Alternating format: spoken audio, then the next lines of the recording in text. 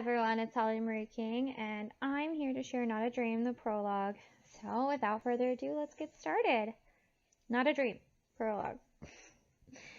5 men entered a dark room that was barely lit by one small window in the corner of one of the walls, its light only touching a round table large enough to fit 10 people at the most. Only 4 chairs sat bathed in the light. The 5th and final chair was placed in the dark, separate from all the others. Each man had his own chair to sit in, and they all went to where they knew they were placed. The first man to enter sauntered in with bloodshot eyes that were brought upon by years of drinking and smoking. His hair was unkempt and his beard was scraggly. His belly hung over his pants uncomfortably from years of not doing much, but sitting. He sat down in the middle of the 4 chairs closer to the door. He sat back in the chair with his grimy boots on the table. He then grabbed a dagger from beside his pants, picking dirt from under his fingernails, as though it was unimportant for him to even be there. The second man walked in with his red-colored eyes on the floor, his brown head bowed.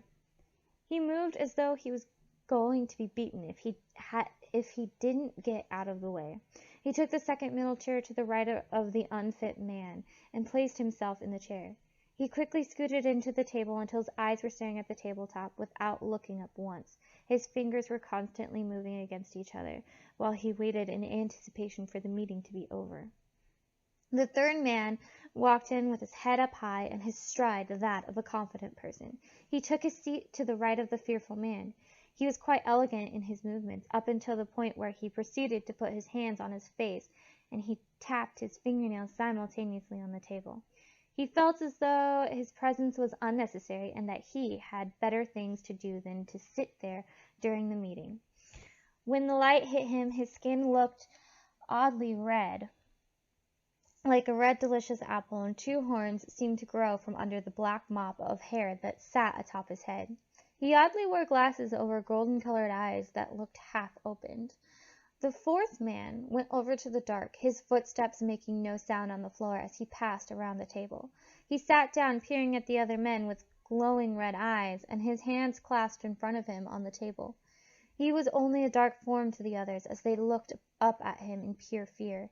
The fearful man glanced up once and then looked back down at the table. The man cleaning his nails looked at him from the corner of his eye and looked back down at his hand again.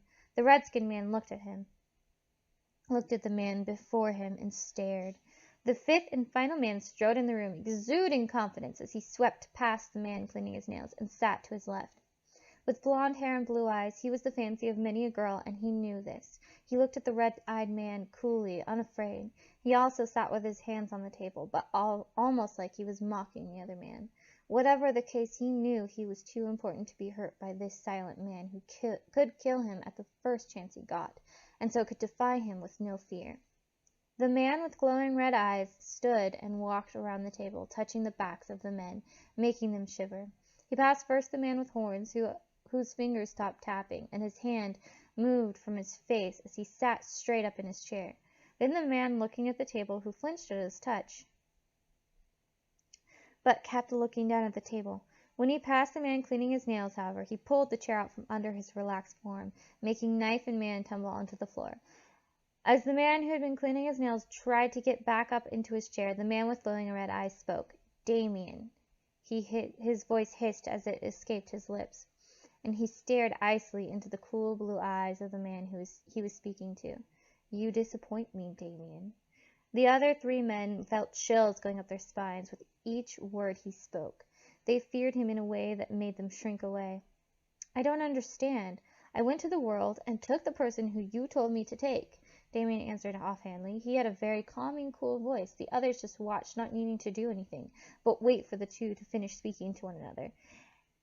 "It must have been the wrong person, for they were not up to the test," the man standing said to Damien, the tension building about him. "Maybe if you did not trick Allison into helping you destroy people, this would not be a problem," the man looking down at the table murmured. "What was that?" The man standing hissed as he seemed to disappear and reappear right behind the man looking at the table. I said nothing." "What are we doing here?" The man finally looked up and began to look about the room. You guys look like you're having fun. A woman entered the room with a playful grin on her face. She wore a warrior's outfit with her long hair tied securely in a bun, and her eyes were a sad dark brown. Leave, cat. This has nothing to do with you. The man standing growled at the woman. His hands were like talons digging into the man's shoulders who had just spoken up. The way I see it is that you are trying to find someone who can cure this curse, and so I think it does have something to do with me, Troy. Kat walked over to the man standing and patted him on the chest. Besides, Greg is pretty useless and has no brain with which to think. I really do not see how you could be upset with him. He is spewing lies as usual, Troy growled. He then sighed, turning his attention to the man with red skin. Eric, do you have the coordinates for the next human? The man with horns jumped at his name. Yes, I have calculated the exact date and time that she will be able to be taken, he answered as he adjusted his glasses. Damien, do you have an image? Troy asked the smug man. No problem. Damien stood and flexed 2 white wings out of his back. I'll come back with the newest candidate. The only man that hadn't spoken at the meeting snorted. Are we done here? He asked. His voice was gravelly with a hint of a southern accent. I don't understand why we bother with this crap. He stood, turning to leave the room. There's no way this one will be smarter than the rest. They all die in the end. Troy looked at Damien. Why are you still here? Get going, he ordered the angel. As the rest of the group left the small room, a smirk was on his pale face as the angel sped off. Helen! A screech broke through the still morning as a young woman ate her breakfast. The girl knew immediately it was her mother, whose crazy rantings was right on cue for the morning. The girl continued unperturbed from eating her cereal that she ate every day. The round cholesterol-lowering Cheerios filled her stomach as her mother stomped into the room with her eyes ablaze, looking for blood. What have you done with your father? The kitchen was set up in the center of the house, which meant every door was connected to the place that Helen was sitting. Her mother had entered through the door that belonged to the older woman. It was to the girl's left. The door next to that was the main room, where the stairs that led up to Helen's room resided. In front of Helen was the door that used to be the family room. No one spent time in there except for the mother now. To Helen's right was her parents' old room. No one went in there now. It was full of bad memories. Behind Helen was the door to the backyard, and somehow the counter space and refrigerator was nestled in between her mother's room and the backyard door. The table that Helen was sitting at was a small square table that fit 4 people at the most, and half of it was covered in papers, leaving just enough room for the girl to enjoy her food at.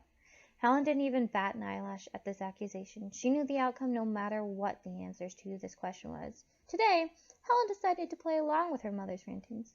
Have you checked in the tool shed? She suggested. Her mother rushed off at this and left Helen be. The girl kept eating her cereal slowly until she heard the back door close with a bang behind the woman. She then stood up, quickly grabbing her backpack as she ran to get out the door. Ah! Helen yelped as something yanked her hair hard. The woman had ran through her room to get the jump on Helen before she could get away. Don't think I'm fooled by your lies for 1 second, the mother screeched as she gripped her daughter's hair, pulling it towards her. Where were you taking him? I have to go to school, Helen gasped, more from the sudden jolt than from the actual hair pulling.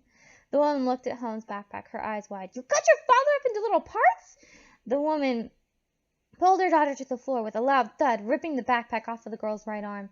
The woman then proceeded to dump the contents onto the floor until there was nothing left in the bag. It fell to the floor as the woman plopped down and began to sob uncontrollably. I don't understand why he isn't in there. Helen took the opportunity to throw her bag back together and walked out the door, not even paying attention to the pathetic older woman. I'm not leaving you. I'll come home. Like I do every day. She closed the front door behind her as her mother screamed for her not to go. The cluttered house was left behind Helen for the day, which meant she could breathe free air for a while. The woman had lost her mind years ago when Helen's father had walked out on the 2 of them. Since then, her mother blamed her for her father's absence every day of her life. Thankfully, Helen had school every day, so that she could be free from the mother's crazy accusations. Helen!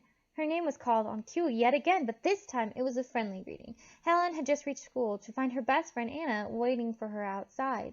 I need to talk to you about something. The school was like any other school, where the building was made of brick from decades earlier, with the usual graffiti and gum in every nook and cranny you looked. The kids had their usual spot to hang out.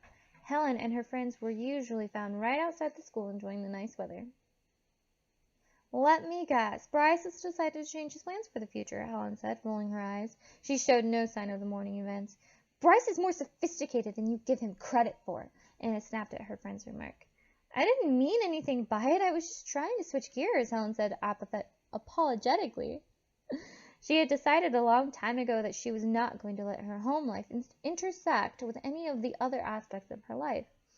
It helped her forget that every time she was at home there would be a crazy woman trying to end her life because the man she loved was nowhere to be found. "Not everything is about you," Anna snapped, grabbing her pack and rushing off. "Anna, where are you going?" Helen called, standing to follow her best friend, but then she saw her boyfriend, Bryce. "Bryce, do you know what's wrong with Hannah?" "What is wrong with you?" Bryce snapped, before Helen could so much as lay a finger on him. He walked off, leaving a shocked Helen to watch him leave. "What on earth is with everyone today?" she asked out loud. A young man Helen had never seen before caught her eye. He was well-toned and had light brown hair. His eyes were the color of melted chocolate. He was staring at her as if she were familiar to him. She shook her head and headed off to her next class. There was no point in looking at a young man who had nothing to do with her. All right, everyone, that's it for the prologue of Not a Dream. Tomorrow we'll have a really cool treat for you. I'm going to be playing The Sims. Hope that it will be a fun little side note to the reading. Anyway, I hope to see you guys next time. So I will see you later. Hi, everyone.